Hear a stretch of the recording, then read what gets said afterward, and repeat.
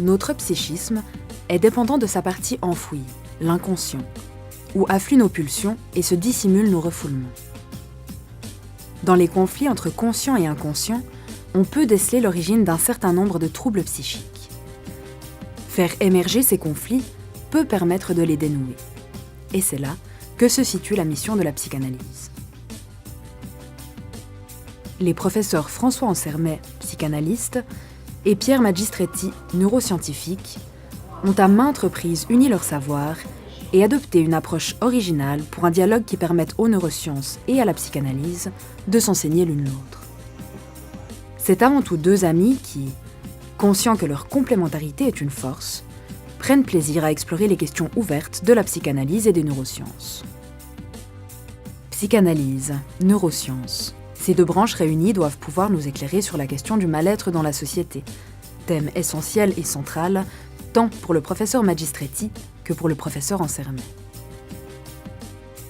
Nous avons choisi d'orienter nos recherches vers le mal-être chez les jeunes. Pourquoi ? Parce qu'il est particulièrement présent dans cette tranche de la société et qu'il est d'autant plus énigmatique. Dans notre quête de réponse, c'est alors tout naturellement vers les jeunes eux-mêmes que nous nous sommes tournés. J'ai eu plusieurs périodes noires. Il y a plusieurs fois où j'ai de nouveau espéré et où je suis retombée dans ce même désespoir. Ce mal-être se transcrit de diverses façons selon son vécu, son caractère ou encore sa sensibilité.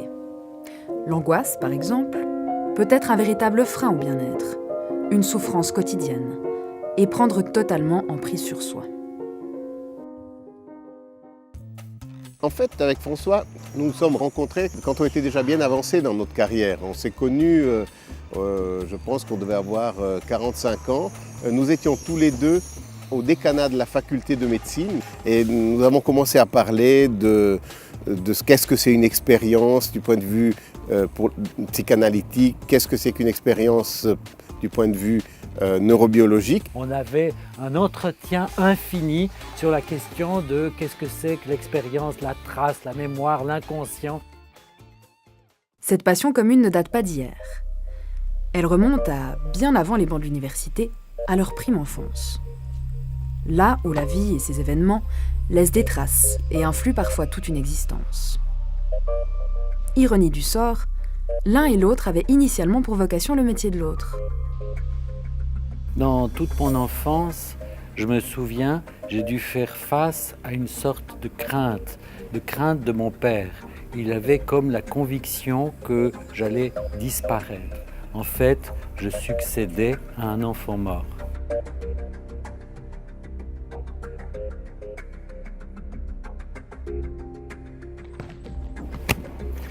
Cet endroit évoque énormément de souvenirs pour moi parce que c'est en fait ici que j'ai passé les 11 premières années de ma vie. À l'âge de 11 ans, il est survenu ce qu'on peut appeler une coupure, dans le sens que mes parents se sont séparés, cette harmonie s'est brisée. Mon frère et moi avons été envoyés à un internat en Suisse, à Cran-sur-Sierre, où finalement on a dû rebondir face à cette, ce qu'on peut appeler quand même quelque part une sorte d'adversité, de traumatisme. Mais enfin pour un enfant quand même, je pense que la séparation des parents est toujours difficile à vivre. Et quand j'ai eu 5 ans, un jour, mon père est venu vers moi en me disant « François, tu es gravement malade ». Et moi, je me sentais très bien, je ne me sentais pas du tout malade. Et il m'avait en fait concrètement diagnostiqué une primo-infection tuberculeuse. Il m'a mis sous streptomycine, PAS, les médicaments que je devais prendre à la montagne avec ma mère où je suis monté avec elle à la montagne pendant que mon père travaillait en ville. Et il s'est trouvé que ma mère est redescendue au mois de mars pour accoucher de mon frère. Donc c'est une histoire assez particulière où la question de la maladie et de la mort et de la naissance sont mêlées. Et après coup, il est vrai que je me dis, c'est curieux mon choix de la psychanalyse, d'un intérêt pour la périnatalité, pour la question de l'origine, des vertiges d'origine, des traces de l'origine, comme si au fond quelque chose s'était joué là, autour de cette coïncidence entre la vie et la mort, entre la naissance et le risque de disparition, entre l'apparition et la disparition. Et donc nous sommes tout à fait intégrés dans cette nouvelle culture.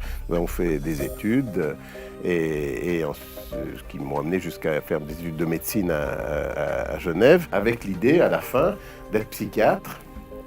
Mais avant d'être psychiatre, je me suis dit, il faut que je comprenne comment marche le cerveau. D'où mon idée de continuer des études, une formation, ce que j'ai fait aux États-Unis avec un doctorat en neurosciences en Californie. Et puis voilà, je me suis retrouvé finalement dans cette voie des neurosciences en laissant un peu de côté la psychiatrie. Les professeurs Pierre Magistretti et François Ansermet, ce ne sont donc pas seulement deux amis qui se retrouvent. C'est aussi la rencontre entre la psychanalyse et les neurosciences. Une complicité qui a vu éclore divers ouvrages et conférences en commun. En les observant débattre sans fin sur leurs thèmes de prédilection, on se rend compte que psychanalyse et neurosciences sont plus que jamais des disciplines complémentaires. Le cerveau est en fait une image du monde. Il permet de percevoir le monde qui nous entoure, d'en faire une représentation, de s'imaginer, de reproduire ce qui nous entoure et en même temps d'agir sur ce monde extérieur. Et il y a en fait un jeu, une interaction permanente entre ce qui nous entoure, les expériences que l'on vit et notre cerveau qui est modifié par cette expérience et en même temps qui conduit nos actions, qui elles-mêmes ont un impact sur l'environnement qui revient vers nous. Donc on est vraiment baigné dans ce monde par notre cerveau, par l'intermédiaire de notre cerveau. C'est une expérience avec soi-même, une expérience avec la parole, une expérience où le sujet se modifie lui-même affectivement à travers une mise au présent de quelque chose qui l'habite à son insu dans une cure analytique. La pratique de la psychanalyse, c'est une pratique de l'écoute. Le savoir il est chez le patient et pas chez l'analyste. Il faut s'ouvrir au savoir inconscient, à ce qui est en jeu à l'insu du sujet, lui permettre de se rencontrer lui-même, le patient, dans ce dispositif particulier, asymétrique qu'est la psychanalyse. Celui qui vient en analyse souffre. Il souffre d'être enfermé dans lui-même, enfermé dans quelque chose de quoi il ne peut pas sortir. Et c'est à travers cette rencontre singulière, imprévisible, que va s'ouvrir une issue. Cette issue, elle n'est pas calculable à l'avance. Elle se découvre entre l'analyste et l'analysant, souvent de façon fulgurante, souvent de façon amusante aussi. C'est une expérience avec la liberté. On ne peut pas parler de la psychanalyse sans parler de Freud. Freud a découvert l'inconscient. Il a découvert ce qui était évident pour tout le monde. Les symptômes, les rêves, les lapsus, les actes manqués, tout ce qui se joue à l'insu de soi-même, Freud a mis l'attention sur cette dimension-là. L'individu n'est pas le maître dans la maison. Il n'est pas le maître chez lui-même. Il est habité par quelque chose qui le dépasse, qui le parle, qu'il dit. On peut penser qu'aujourd'hui, ce temps que Freud lui-même avait anticipé est là. Je pense que les neurosciences peuvent apporter des pistes pour mieux comprendre certaines des intuitions freudiennes, comme évidemment la notion d'inconscient, la notion de pulsion, ce qui nous pousse à faire quelque chose, les motivations, et que donc les neurosciences peuvent amener des bases biologiques que Freud lui-même cherchait à des intuitions qu'il avait eues sur la base de la clinique. Mais comme on le dit toujours avec François, le mouvement en sens inverse, c'est bien là, c'est que la psychanalyse peut aussi apporter aux neurosciences, justement en proposant des questions basées sur l'observation clinique et orienter des pistes de recherche en neurosciences. Je pense que tous les jeunes passent à un moment ou à un autre par un mal-être, parce que forcément, il y a tout qui change. On commence à comprendre certaines choses, on change de milieu, on change de façon de vivre et de façon d'être avec les gens, et forcément il y a un moment où ça casse et on ne comprend plus ce qui se passe. Alors avec toutes ces émotions de la vie, c'est vrai que c'est beaucoup de révolte, beaucoup de choses, beaucoup d'émotions qui envahissent son esprit, son cœur, son corps. Arrive à un moment donné où parfois on ne sait plus trop où on est dans notre vie, et là on commence à se poser quelques questions. Et on se demande si on est vraiment dans la bonne voie, vu qu'on n'est pas très bien dans sa peau, même plutôt dans sa tête, je dirais. J'avais très bien conscience que d'autres personnes étaient dans mon cas, mais on est quand même seul dans ce mal-être. Donc même s'il y a plusieurs personnes qui vivent peut-être ailleurs, qu'on ne connaît pas, des choses similaires, c'est notre problème et c'est nous à trouver une façon de s'en sortir. On ne peut compter que sur nous-mêmes. Simplement, surtout, je pense qu'on se sent seul et on a l'impression qu'on est différent. Et on n'arrive pas à comprendre en quoi. Et on a envie de tendre vers un idéal qu'on n'arrivera jamais à atteindre. Et ça fait qu'on se sent mal. C'est plus facile de trouver des raisons d'être malheureux que des raisons d'être heureux. La raison principale, il n'y en a pas. On peut avoir plein de raisons d'être malheureux.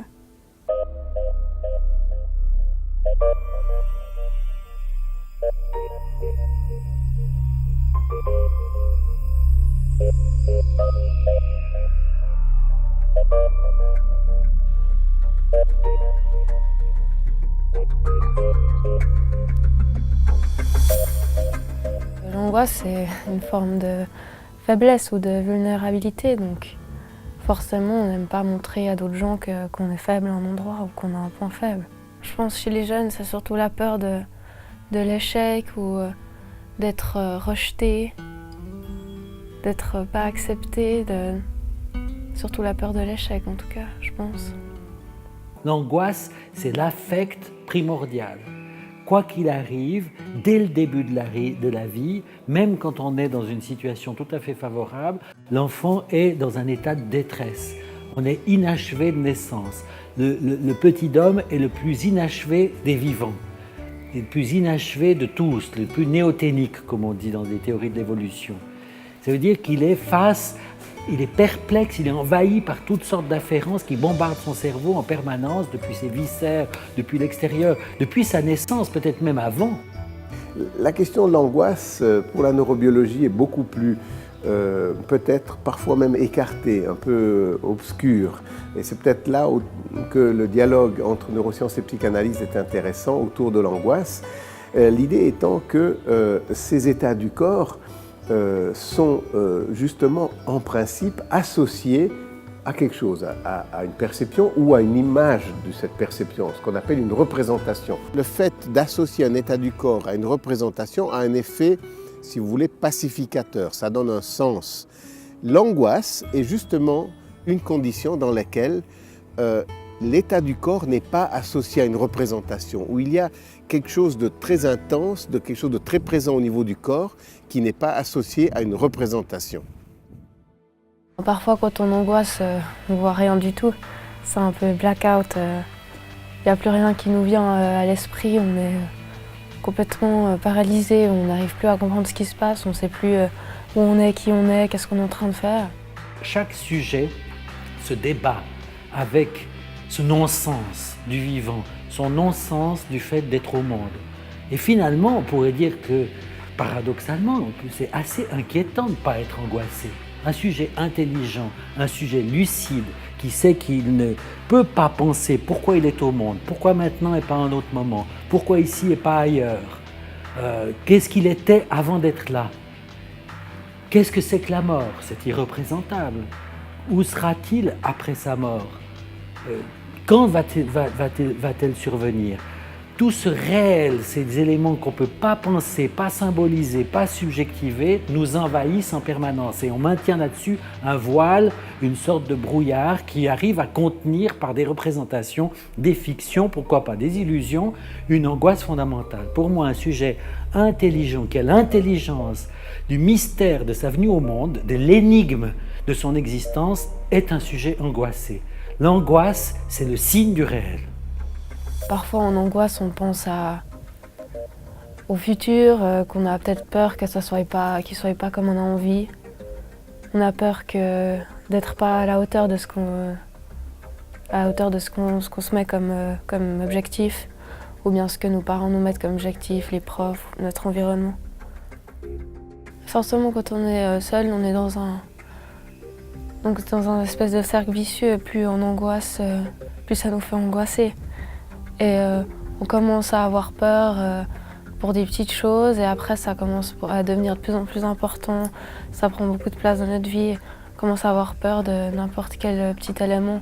On a peur que ça ait trop d'impact sur notre futur. On voit que l'anxiété est fortement liée à un état du corps qui met en relation une perception et des altérations dans le fonctionnement du corps, par exemple le rythme cardiaque augmenté, la transpiration, des sensations étranges au niveau abdominal. Donc ça, c'est vraiment un tableau très mécanique, j'allais dire, de l'anxiété. L'angoisse est toujours consciente. L'angoisse, c'est un phénomène de corps. C'est un phénomène de corps qui est présent à tous les temps de la vie. Après, on a peur pour n'importe quoi, quand quelqu'un arrive en retard, on est sûr qu'il y a eu un problème, un accident ou je sais pas quoi. Quand on a toujours l'impression d'avoir raté, de ne pas réussir les choses, de ne pas arriver au bout. Et puis, même si c'est très bien ce qu'on fait, on n'arrive plus à évaluer ça. On est tellement angoissé qu'on n'arrive plus, on est un peu hors de la réalité. Souvent, l'origine des troubles d'aujourd'hui est à chercher dans des traumatismes survenus dans l'enfance. En effet, le mal-être et l'anxiété prennent généralement racine dans le passé, à travers les chocs émotionnels et les blessures enfouies. L'angoisse a à voir avec l'impossibilité de se représenter, l'impossibilité de traiter un événement, que ce soit un événement psychique ou un événement dans la réalité, par l'imaginaire, par la parole. Il y a une certaine parenté entre l'angoisse et le traumatisme. Le traumatisme jette hors du langage, jette hors du temps, jette hors de soi. Alors ma vie commence dans une prison. Je suis né dans une prison. Je suis né en Roumanie, à Bucarest. Et puis après, directement, je suis allé dans un orphelinat. Et puis pendant 2 ans et demi, je suis resté dedans en attendant qu'une femme vienne me chercher. Après, je suis allé en Suisse. Et puis il y a une famille qui m'a ouvert les bras. Alors je me retrouve avec des frères et sœurs, 2 frères et puis une sœur. Et puis j'avais beaucoup de liens avec un frère. Et puis un jour comme un autre, c'était un jour comme un autre, il est parti faire un tour en vélo. Et puis il avait son vélo qui était fichu. Ouais, il avait un problème avec son vélo. Et là, s'il a eu cet accident, les freins ont lâché. Il est décédé. C'est sûr qu'il y a une autre vie qui s'est installée, on va dire. Un individu qui est traumatisé vit une effraction, une angoisse qui le déborde, qui fait effraction, qui le dépasse complètement ses capacités de penser. Et à ce moment-là, il est dans ce qu'on appelle l'effroi. Freud a distingué l'effroi de l'angoisse. L'angoisse implique déjà une certaine préparation. Il y a une préparation par rapport au fait de l'angoisse. L'effroi, c'est un débordement, quelque chose qui arrive sans que l'individu soit préparé. Donc il y a, à propos de l'angoisse, on peut peut-être la différencier entre l'effroi, qui est une effraction, un surgissement, quelque chose qui dépasse toutes les capacités d'adaptation de l'individu, à l'angoisse qui est un pressentiment de quelque chose qui pourrait arriver, de la peur qui est la peur objective de quelque chose, d'un scénario qu'on a repéré. L'angoisse qui nous submerge, le traumatisme qui nous fait perdre pied. Quand le corps et l'esprit souffrent et que la fatalité prend le dessus, surgit la dépression qui peut toucher n'importe qui, n'importe quand. Qu'est-ce qui fait qu'un sujet entre dans une dépression? Ce qui est au centre du problème de la dépression, c'est la perte. Quelqu'un vit une perte. Un des modèles qu'on pourrait évoquer de la dépression, que Freud a évoqué de la dépression, c'est le deuil. Le deuil est une perte. Ça peut être une perte dans la réalité, ça peut être une perte dans les idéaux, ça peut être une perte narcissique, une perte de l'estime de soi, toute une cascade de pertes qui sont au cœur du processus de ce qui va initier une dépression.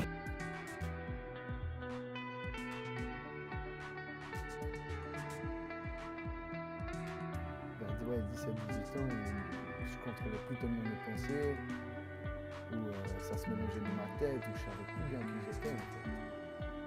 C'est à partir de ce moment-là que je me suis dit qu'il y avait un problème.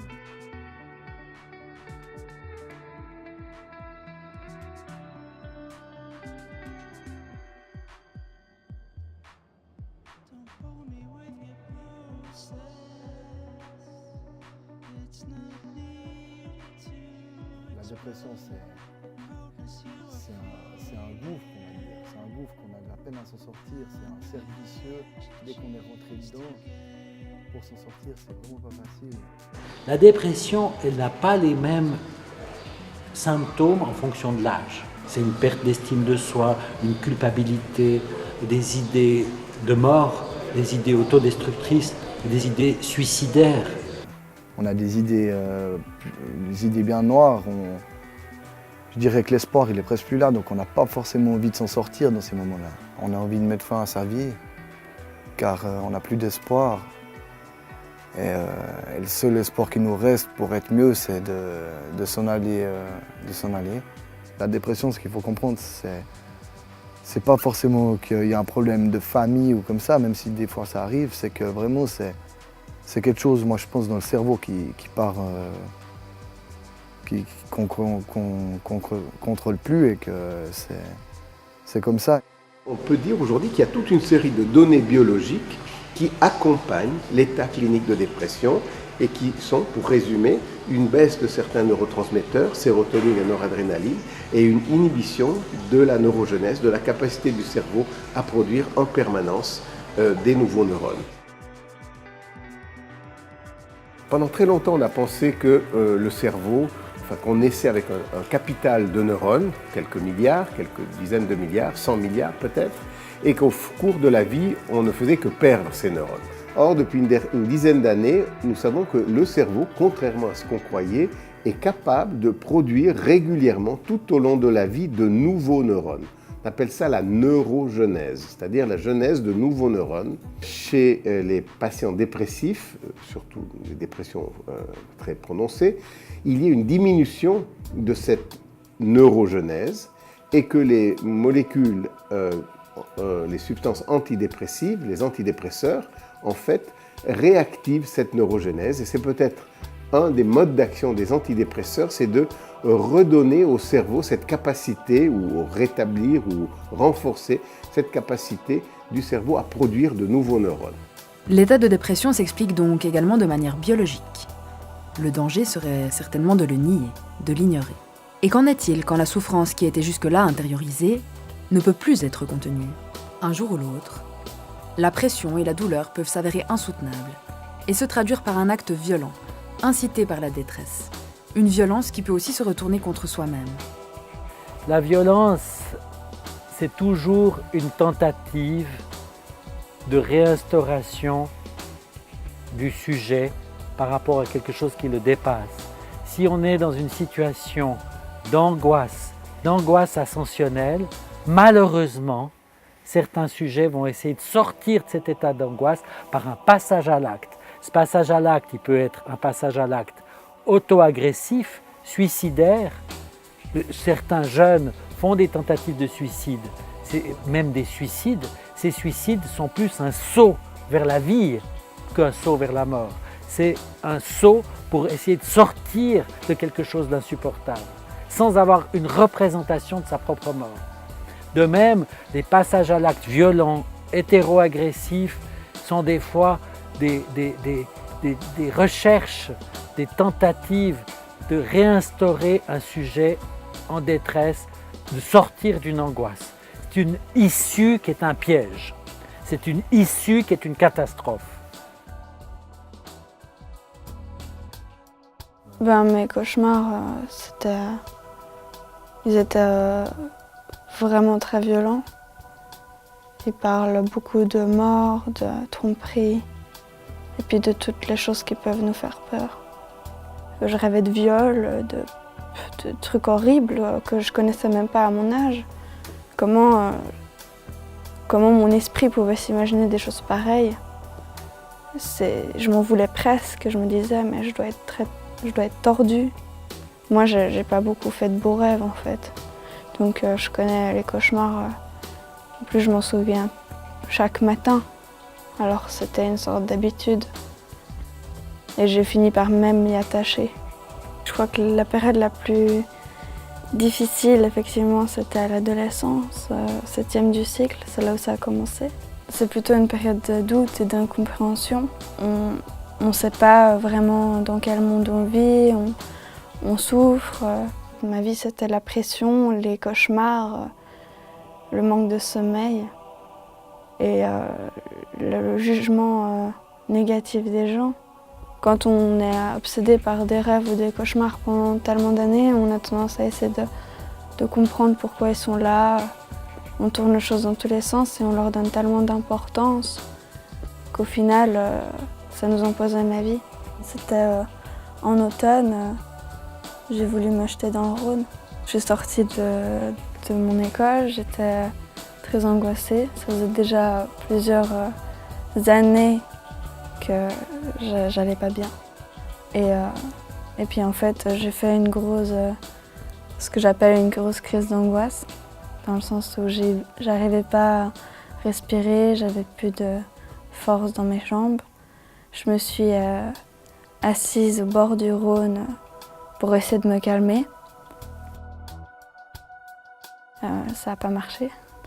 Alors j'ai voulu sauter dans le Rhône et il y a deux filles qui passaient par là par hasard qu'en plus je connaissais. Et au moment où j'avais déjà une jambe sur la barrière, la moitié de mon corps qui allait passer par-dessus, ils m'ont rattrapé vraiment en dernière minute. J'ai repensé aux gens que j'ai connus qui se sont suicidés, au mal que ça a fait à leur famille.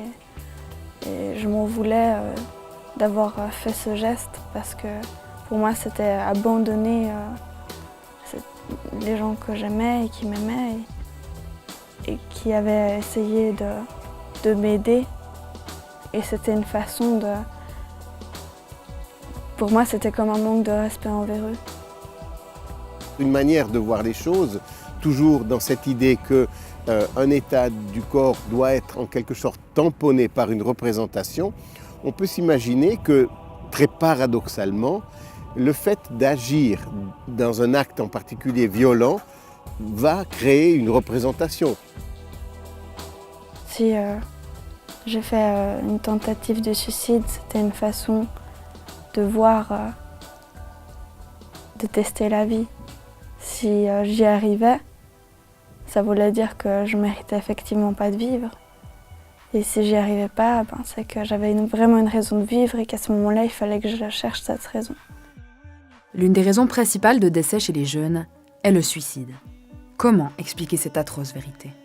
Cette question dérangeante du mal-être dans la civilisation ne cesse d'être débattue par les chercheurs qui tentent d'en élucider le mystère.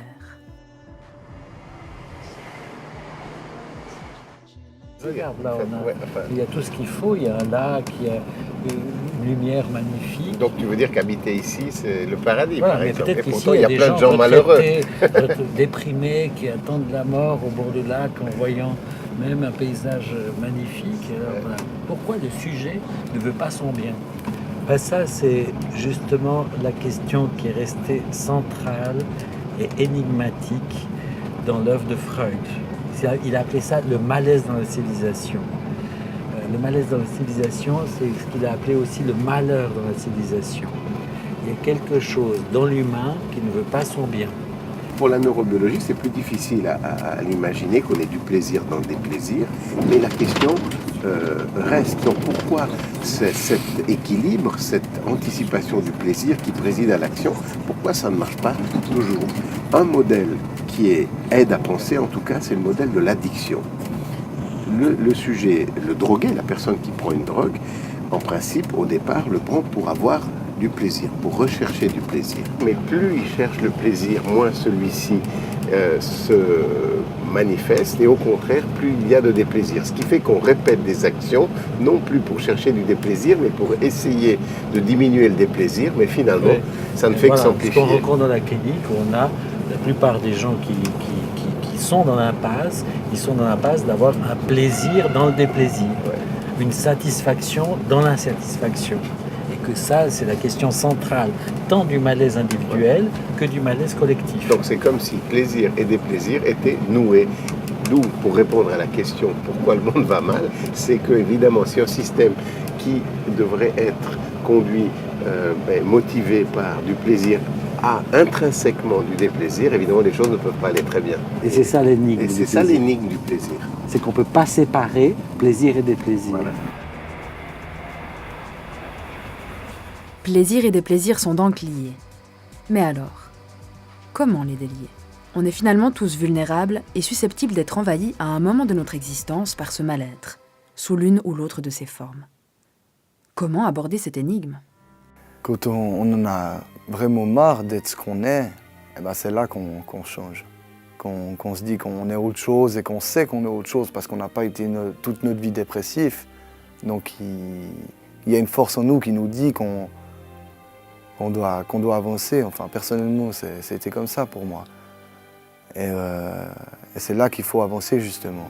C'est là qu'il faut faire le nécessaire. Après, à chacun son idée du nécessaire, à chacun sa façon d'aller mieux, sa façon de trouver les solutions pour avancer dans la vie. Pour moi, c'est quand on arrive à ces moments de nos vies suicidaires et tout ça, qu'on fait le pas pour se dire qu'on doit se faire aider et qu'on prend conscience qu'on est malade, quoi. Enfin, malade.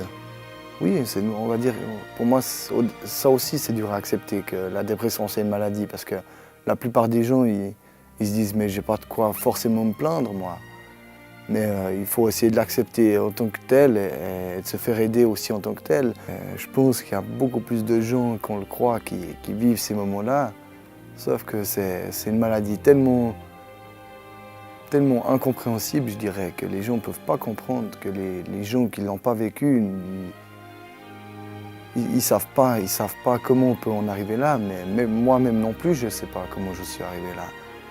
Mais le fait est qu'on y arrive quand même et qu'il faut soigner ça. Et la seule façon de le soigner, c'est soit de se prendre en main tout seul, mais alors là, il faut vraiment être une force de la nature pour s'en sortir tout seul, sans médicaments, sans rien. Sinon, on sait qu'on a de quoi se faire aider, les psychologues ils sont là. Il y a plein de portes de sortie de la dépression. Quelqu'un vient en psychanalyse à partir de quelque chose d'impossible à supporter. Il commence par la parole, c'est une pratique de la parole, mais c'est surtout une pratique affective, une expérience avec lui-même, une expérience affective, il se transforme affectivement. Et on peut dire paradoxalement que dans une psychanalyse, on finit par dire ce qu'on ne connaît pas de soi-même. C'est pour ça qu'une psychanalyse commence au moment où on ne sait plus quoi dire. C'est comme si on habitait dans une maison et on réalise qu'il y a quelqu'un d'autre qui habite dans cette maison. Vous réalisez qu'il vous joue des tours, il déplace des meubles, il laisse des assiettes sales, enfin voilà, vous réalisez qu'il y a quelqu'un que vous ne rencontrez jamais. Et ça, c'est évidemment angoissant, c'est troublant. Et puis par la psychanalyse, vous connaissez cette personne, vous le rencontrez, et finalement, cette personne peut-être continue à vous jouer des tours, à faire ce qu'il fait, mais cette fois-ci, suite à cette expérience, vous pouvez très bien vivre avec et vous pouvez même en rigoler parfois en vous disant « tiens, il m'a encore joué un tour ». Et ceci devient tout à fait acceptable et surtout, vous désencombre, ça simplifie votre vie, vous vivez plus tranquillement. Ce qui est extraordinaire dans une psychanalyse, c'est que c'est totalement imprévisible. Chaque analyse est différente. Quelqu'un souffre, il y a quelque chose qui est pour lui impossible à vivre. Et dans la psychanalyse, il va trouver une issue, un débouché, quelque chose qui va complètement le sortir de ce dans quoi il était pris jusqu'à maintenant. D'être avec un psychologue qui nous aide à parler, à digérer notre vie, à essayer de comprendre d'où vient un problème, ça peut aider. Ça permet aussi de ne pas se sentir seul, ça permet de partager. Pour changer les choses, il faut commencer par se changer nous-mêmes. Ça, c'est vraiment important. On peut toujours trouver un responsable, on peut toujours trouver des excuses pour que les gens comprennent pourquoi on n'est pas bien, pourquoi on est malade. On peut toujours avoir des bonnes raisons. On peut toujours trouver un responsable. On peut toujours être en colère contre quelqu'un, contre quelque chose. Mais ça servira jamais à rien, on ne peut jamais changer quelqu'un d'autre. La seule chose qu'on peut changer, c'est nous. Et je pense qu'on peut être heureux et on peut rencontrer vraiment un bonheur et une paix en étant en accord avec nous-mêmes, avec notre conscience, et en la faisant évoluer dans quelque chose de positif. Aussi, dans la psychanalyse, on peut dire l'inconscient. Il y a deux versions de l'inconscient. L'inconscient peut être vu comme un système de traces, du déjà là, de quelque chose de déterminant, d'inscrit. Mais une autre version de l'inconscient, qui est l'inconscient discontinuité.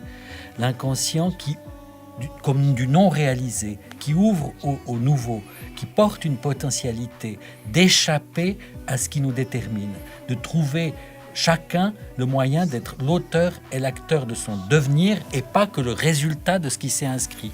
Le sujet participe à inscrire lui-même les traces qu'il constitue. Absolument, il y a un paradoxe.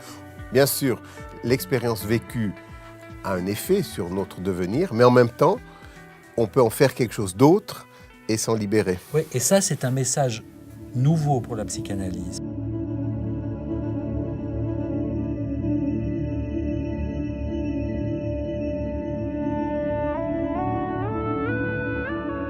Les experts s'intéressent au cerveau, à la recherche d'indices qui peuvent expliquer l'impact de la créativité sur le mal-être. Comment montrer une psychanalyse? Même si on filmait une séance de psychanalyse, on ne verrait pas ce qui est en jeu dans ce moment-là. C'est une expérience au présent qui implique une modification au présent. L'idée qu'on a eue, c'est de montrer la psychanalyse de façon métaphorique, à partir de la création musicale, à travers la musique en train de se faire. Est-ce qu'on peut trouver des métaphores de cet inconscient dans certaines productions de l'humain, par exemple des créations? Et on s'est dit que la musique pouvait être un bon modèle. On pourrait essayer de prendre la création musicale comme un exemple de quelque chose qui émerge de l'inconscient dans l'instant, dans ce qu'on aime bien appeler la synchronie. Et on a choisi de prendre deux pianistes qui sont eux-mêmes des compositeurs. Et ces deux pianistes-compositeurs vont improviser, vont créer de la musique à partir de ce qui est en eux, à partir des traces inscrites, à partir de ce qui les constitue, à partir de ce qu'ils sont, s'appuyant sur ce qu'ils sont, sur ce qui les détermine, pour faire du nouveau, de l'imprévu, de l'inattendu, inventer quelque chose. Cette piste expérimentale donne à la fois aux neuroscientifiques et aux psychothérapeutes des indices pour explorer des solutions. Alors l'idée, c'est de recevoir 5 notes du public de manière totalement aléatoire, et nous, on ne sait pas du tout, évidemment, quelles sont ces 5 notes. Donc on part de rien, du néant, hein, et à partir de là, on va, en étant à la fois récepteur et émetteur, à deux pianos, on va créer une composition instantanée à partir de rien, de l'aléatoire.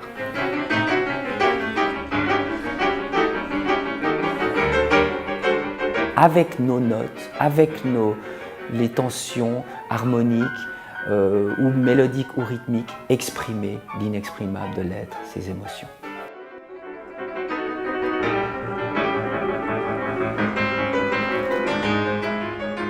Pour un musicien de collaborer avec la science. C'est une expérience, je pense, unique.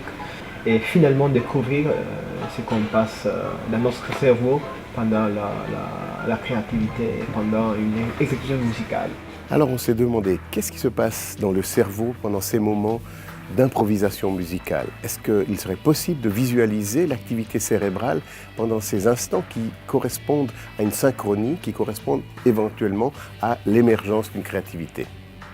Alors quel est le parallèle avec la psychanalyse? Eh bien c'est de se dire exactement dans nos vies, il se passe, il nous arrive des événements. On ne sait pas ce que demain, quelle rencontre on va faire, etc., qu'est-ce qui va se passer. Comment est-ce qu'on va pouvoir, avec ces événements qui nous arrivent dans la vie, constituer, faire de tous ces événements quelque chose qui peut s'inscrire dans quelque chose de vivant. Et c'est exactement ce qu'on fait avec Horatio. À partir de quelques notes, créer une composition. Et peut-être c'est ça une psychanalyse. Dans une psychanalyse, on se désencombre. On utilise ce qui nous fait pour faire différemment, pour devenir l'auteur et l'acteur de son propre devenir, pour inventer son destin. La psychanalyse est un travail sur soi qui permet de mieux se connaître, se comprendre, de réapprendre à s'accepter. Plus facile ensuite de trouver son chemin, sa passion, son art, son moyen de s'exprimer, de créer.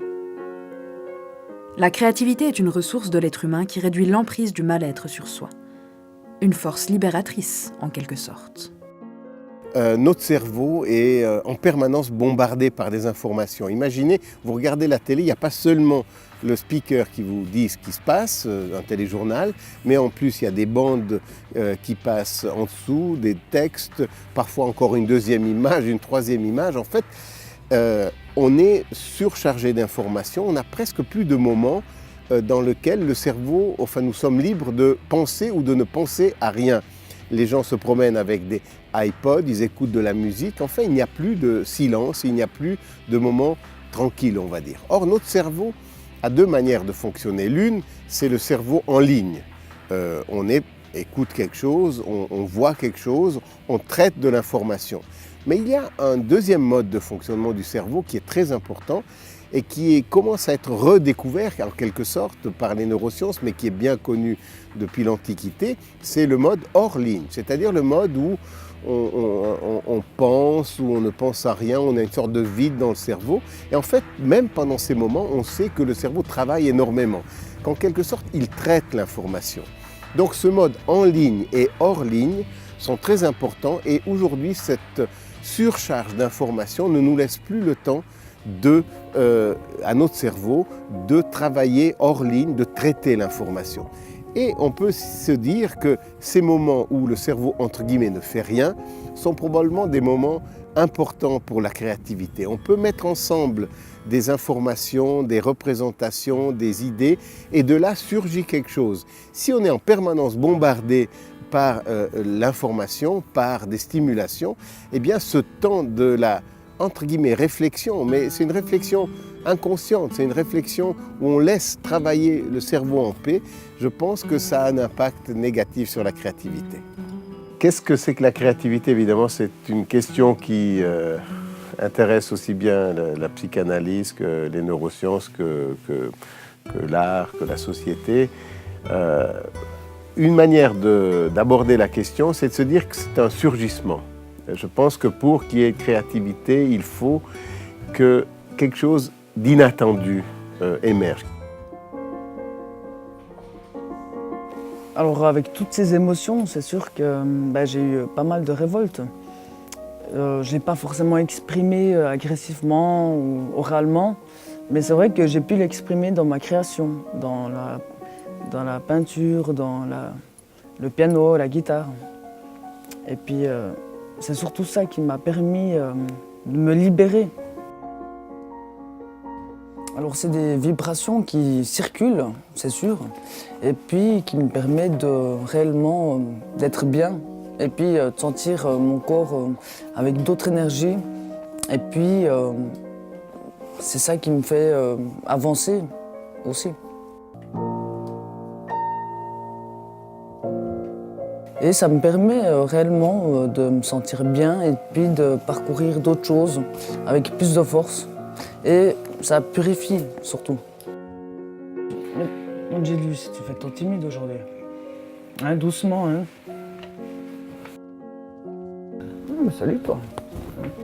Ça va Angélus? Bien mieux?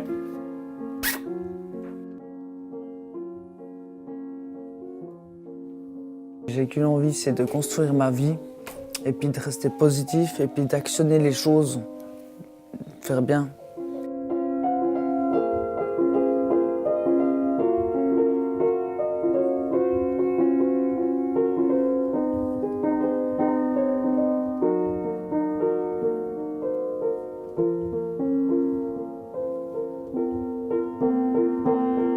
La créativité peut prendre des formes diverses, mais personne n'est dépourvu de la capacité de créer.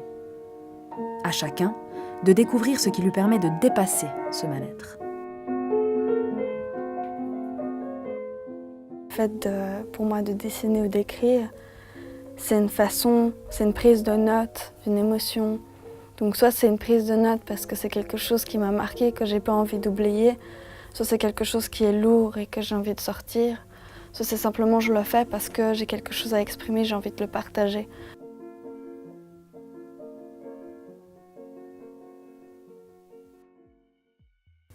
Je pense qu'il y a de multiples façons de réussir à extérioriser toutes les choses qu'on vit qui sont lourdes pour nous.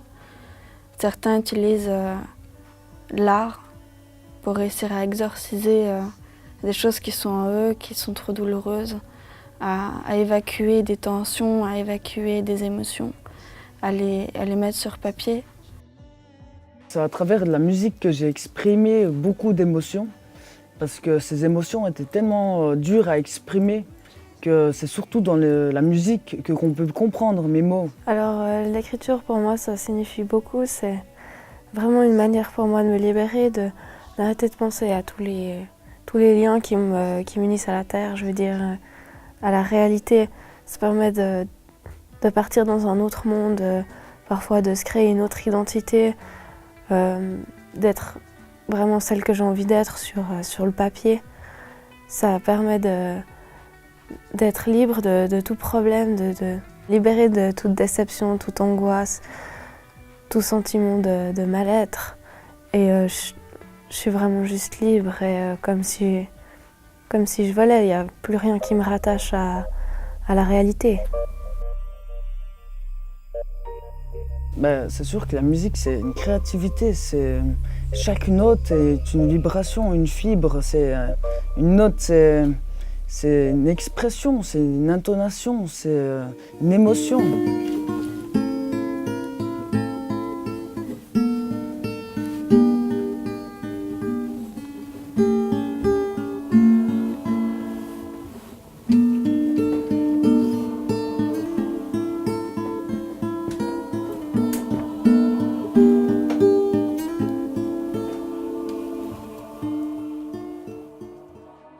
La créativité est exercée de bien des façons et peut surgir à tout moment, même en étant seulement spectateur. Elle se révèle par exemple par le simple fait de s'exposer aux arts. L'opéra est une expérience collective où tous entendent la même chose, mais de manière chaque fois unique et différente. Bon, nous, on est très pris par l'opéra, on aime ça, mais on aime aussi la musique contemporaine, la musique pop. Moi, je pense dans les concerts des groupes contemporains, des groupes de musique rock, pop, tout ce que tu veux, il y a aussi c'est une expérience globale. Et je pense que les spectateurs plus jeunes qui écoutent cette musique vivent la même chose que nous. Et d'ailleurs, nous, si on les écoute, ces concerts, on est pris aussi. C'est-à-dire qu'on devient aussi, dans un contexte musical autre que l'opéra, aussi, je pense qu'on peut être des instruments de musique nous-mêmes. Même en étant simple spectateur, on est créatif dans l'interprétation individuelle de ce que l'on voit et de ce que l'on entend. Parce qu'il faut avoir à l'esprit, moi je pense, quand on parle de l'expérience musicale et en particulier d'une expérience comme écouter un opéra, c'est qu'en fait, il y a bien sûr un côté de la perception. On écoute, on entend la musique par le système auditif, mais cette perception déclenche quelque chose dans le corps. Le corps devient une sorte de caisse de résonance qui donne l'émotion à la perception. Nous avons tous en nous des ressources pour vaincre le mal-être. À chacun de savoir les exploiter. La problématique finalement par rapport à l'angoisse, la dépression, la violence, le suicide, c'est de trouver un autre chemin. Cet autre chemin, c'est une création, c'est une invention. Ça s'invente au un par un. C'est totalement imprévisible. Un psychanalyste ne peut pas prescrire au sujet son invention. Il doit la trouver, il doit la bricoler. À chacun son bricolage, à chacun sa solution, à chacun son invention. Si on est vivant, c'est qu'il y a sûrement une raison. Après, souvent, on ne sait pas forcément laquelle, mais le but de la vie, c'est peut-être de trouver ça, de trouver cette réponse. C'est vrai que c'est important que tout le monde trouve sa voie, puis que tout le monde trouve sa manière d'exprimer les choses. Rien n'est impossible au niveau du travail sur soi-même. On peut toujours sortir d'une situation que parfois on a l'impression qu'on ne s'en sortira jamais. Il y a toujours un moyen de s'en sortir. C'est difficile parfois de trouver le moyen, mais il y en a toujours un. Et souvent, il faut s'exprimer, il faut en parler avec les gens qui sont autour de nous. Il faut arrêter de vouloir absolument plaire, il faut arrêter de vouloir absolument répondre aux attentes. mais simplement essayer de voir qu'est-ce que nous, on peut offrir aux gens. Et je pense qu'on a tous quelque chose à apporter aux autres et que dès le moment où on est capable de donner, on peut trouver une raison de vivre. Chaque petite pierre posée, on se rend compte que la vie, elle n'est pas si moche que ça finalement. Et qu'il y a plein de belles choses à découvrir. Surtout vivre dans un bien-être intérieur et puis de pouvoir partager avec l'extérieur. Vivre sans remords, vivre simplement avec le temps, avec l'instant. Si on regarde le livre des maladies psychiatriques, on est tous fous. Beckett disait « Nous naissons tous fous, Oui. certains le demeurent ». Le problème, c'est plutôt pourquoi on n'est pas plus fou.